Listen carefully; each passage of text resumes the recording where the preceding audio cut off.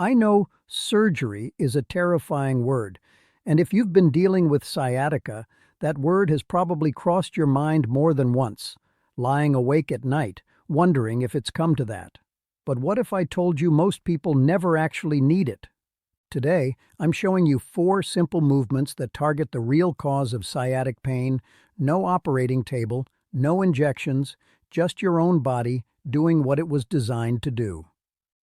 Welcome back to Prime Health Lab, the channel built for men and women who want their strength, their energy, and their freedom of movement back, the natural way. Today, we're tackling one of the most common and most misunderstood pains in the body, sciatica. That sharp, burning, sometimes numbing pain that travels from your lower back down through your hip and leg.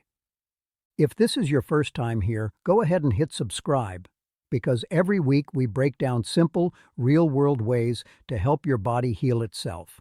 No fear, no fluff, just what actually works. The first thing you need to understand is what's actually happening inside your body when sciatica strikes. Most people think of it as back pain, but it's really a nerve problem. Here's the interesting part. That nerve doesn't usually get damaged out of nowhere. It gets irritated because something nearby is pressing on it. Think of it like a garden hose. If you lay something heavy on top of a hose, the water still wants to flow, but it gets squeezed and restricted right at that pressure point. That's essentially what's happening to your sciatic nerve. Something, a tight muscle, a swollen disc, or even just years of sitting, is leaning on that nerve and disrupting the signal. One of the most common culprits, especially as we get older, is a small muscle deep in the buttock called the piriformis. It sits right on top of the sciatic nerve in most people. When that muscle gets tight or inflamed, often from too much sitting, a change in walking pattern, or general muscle imbalance that comes with age, it squeezes the nerve right where it passes underneath.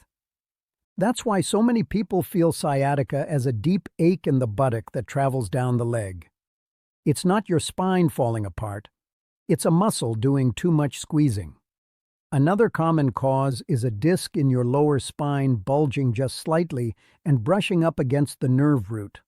This is why sciatica can come and go depending on how you sit, stand, or sleep. The pressure changes, so the pain changes. Here's why this matters so much for how we treat it. Surgery and injections are designed to deal with damage, removing pressure surgically, or numbing the area chemically. But for the vast majority of sciatica cases, there's no structural damage that needs removing. There's just compression and tightness that needs to be released. That means the body often has the ability to fix this on its own, if we just give it the right input. Movement, in the right way, can loosen that tight muscle, take pressure off the disc, and let the nerve breathe again, so to speak. So let's get into the first movement. Before we start, a quick and important note. Please check with your doctor before beginning any new movement routine, especially if your pain is severe, sudden, or accompanied by numbness, weakness, or loss of bladder control, as that needs immediate medical attention. For everyday nerve irritation and tightness, though, this first movement is gentle and widely used. It's called the lying knee to chest stretch. Here's exactly how to do it. Lie flat on your back, knees bent, feet on the floor. Slowly bring one knee up toward your chest, using both hands to gently pull it closer. Keep your lower back flat against the floor the entire time. Don't let it arch. Hold this for 20 to 30 seconds, breathing slowly and deeply. You should feel a gentle stretch in your lower back and buttock, never sharp pain. Lower the leg slowly and switch sides. Repeat 2 to 3 times per side, once or twice a day. Why does this help? Because it gently opens up the space between the vertebrae in your lower back, taking pressure off the nerve roots, while also relaxing the surrounding muscles that may be gripping too tightly. It's simple, but it directly addresses the mechanical pressure we just talked about. Now let's talk about the muscle we mentioned earlier, the piriformis, because once you understand how to release this one properly, you'll understand why so many people get fast relief just from working on this single area. Here's the interesting part about the piriformis. It's a small, triangular muscle, but it does a big job. It helps rotate your hip outward, helps you turn your leg when you walk, and helps stabilize your pelvis when you stand on one leg. The problem is, in most people, the sciatic nerve runs directly underneath this muscle, and in about 1 out of every 6 people, the nerve actually runs straight through the middle of it. So when this muscle tightens up, swells, or spasms, it's almost guaranteed to affect the nerve sitting right beside or inside it. Why does this muscle get so tight in the first place? Mainly 2 reasons, and they're both very common as we get older. The first is prolonged sitting. When you sit for long periods, in a car, at a desk, in a recliner, your hip stays in a flexed position for hours, and the piriformis can shorten and stiffen over time, almost like a rubber band that's been left in one folded position for too long. It loses some of its natural elasticity. The second reason is compensation.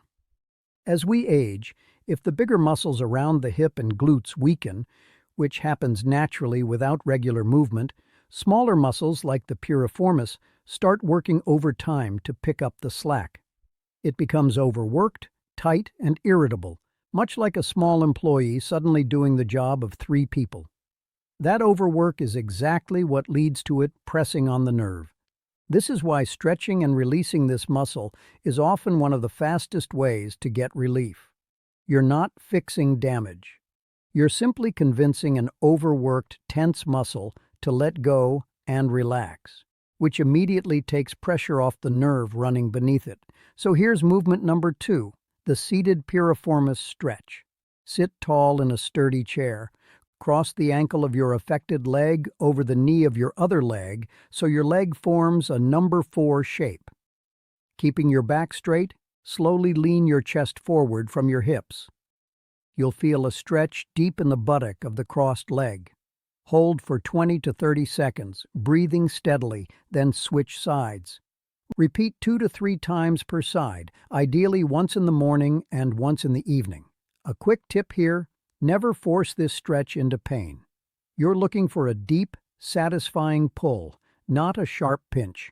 If you feel pinching, ease off slightly and let your body adjust gradually over days, not minutes. Now, here's movement number 3, and this one works on the nerve directly rather than the muscle around it. It's called a sciatic nerve glide, sometimes called nerve flossing. Sit on the edge of a chair with good posture.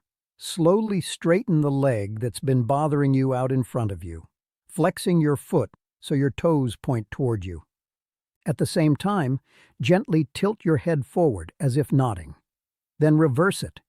Bend your knee back down while you tilt your head back up. Move slowly and rhythmically, like you're gliding rather than stretching. Do 10 to 15 smooth repetitions, once or twice a day. This one's a little different from a typical stretch, and here's why it works. Nerves aren't like muscles. They don't need to be lengthened so much as they need to be able to slide smoothly through the tissue around them, the same way a piece of floss slides between your teeth instead of getting stuck. When a nerve has been compressed for a while, it can lose some of that natural gliding ability and become a bit stuck in the surrounding tissue. This gentle gliding motion helps restore that movement, which often reduces the burning or shooting sensation people feel down the leg. Between the knee to chest stretch, the piriformis release, and this nerve glide, you're now addressing all 3 major contributors we talked about: spinal pressure, muscle tightness, and nerve mobility itself. All right, let's bring this all together with the 4th movement, and then I'll show you exactly how to put these 4 together into one simple daily routine that takes less time than making your morning coffee. The 4th movement is called the standing hamstring stretch with a twist, and this one matters more than people realize. Here's why. The hamstrings, the muscles running down the back of your thigh, connect very closely to the same area where the sciatic nerve travels. When your hamstrings are tight, which happens to almost all of us as we get older, simply from sitting more and moving less, They can pull on the pelvis and increase tension along the entire path of the nerve. It's a bit like pulling on one end of a tightrope. The tension travels the whole length of the rope, not just the spot where you're pulling. Here's how to do it. Stand facing a stable chair or a low step. Place the heel of your affected leg on the chair or step, keeping the knee only slightly bent, not locked. Keep your back straight and slowly hinge forward from your hips, not your lower back, until you feel a gentle stretch in the back of your thigh. Hold for 20 to 30 seconds. Now here's the twist that makes this version specifically helpful for sciatica. Once you're in that gentle stretch, slowly rotate your torso toward the raised leg, just slightly, holding for another 10 seconds. This small rotation helps stretch the connective tissue along the outer hip and glute, areas that often hold tension right alongside the piriformis we talked about earlier. Repeat 2 to 3 times per side. Now here's the practical part. How to actually use these 4 movements in real life, because doing them randomly once in a while won't give you the results you're looking for. Consistency is what changes how your body feels. The ideal approach is to do all 4 movements once in the morning, shortly after you wake up when your muscles are warm from moving around the house, and once in the evening before bed. The entire sequence takes about 8 to 10 minutes. Start with the knee-to-chest stretch to gently decompress your spine. Move into the seated piriformis stretch to release that overworked muscle. Follow with the nerve glide to restore smooth movement to the nerve itself, and finish with the standing hamstring stretch to release tension along the whole back line of your leg. A few practical tips that make a real difference. First, do these slowly. Quick, bouncy movements can actually aggravate an irritated nerve, while slow, controlled movement calms it down. Second, breathe through each stretch. Shallow breathing tightens muscles further, while slow breathing helps your nervous system shift into a calmer, more relaxed state, which allows muscles to release more easily. Third, track your pain honestly, day to day. Most people notice a gradual improvement over 1 to 2 weeks of consistency, not overnight. Sciatica didn't develop in a day, and it won't resolve in a day either, but steady, gentle input adds up. One last and very important point. If at any time your pain becomes worse during or after these movements, or if you notice new numbness, weakness in your leg, or any change in bladder or bowel control, stop and see a doctor promptly. These movements are designed for common nerve irritation, not for every possible cause of leg pain, and your safety always comes first. What's encouraging here is this. Your body is built with an incredible capacity to release pressure and calm inflammation on its own when you give it the right signals. You don't need a surgeon to do this for you. You need consistency, patience, and the right 4 movements, which you now have. So here's my challenge for you this week. Pick 1 time each morning and 1 time each evening, and commit to these 4 movements for the next 7 days. No skipping, no excuses. Write it down somewhere you'll see it, even a sticky note on your bathroom mirror. Track how your pain feels on day 1 and check back in with yourself on day 7. Most people are genuinely surprised by the difference consistency makes in just that short window.